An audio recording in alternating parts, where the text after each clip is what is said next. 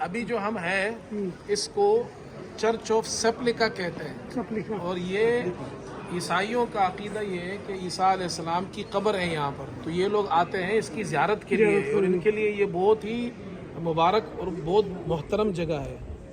तो अंदर इनका अकीदा ये है कि ईसा अलैहिस्सलाम को यहाँ सूली पे चढ़ाया गया, वो अंदर जगह है, फिर उनके जिस्म को रखा गया और कफन पहनाया गया, और फिर आगे वो कहते हैं दफनाए गए, और 3 दिन बाद फिर वो कब्र से जिंदा उठे और आसमान पे चले गए। ये इनका अकीदा है। तो मुसलमानों का तो अकीदा ये है कि ईसा अलैहिस्सलाम को सूली पर नहीं लटकाया गया, उठा अल्लाह ने जिंदा उठाया।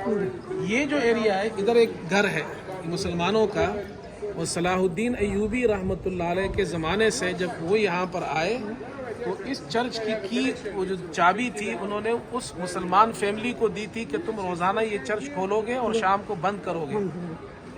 उस ज़माने से लेकर आज तक उसी ख़ानदान के अंदर वो चाबी मौजूद है, वो रोज़ाना इसको खोलते हैं और रात को बंद करते हैं।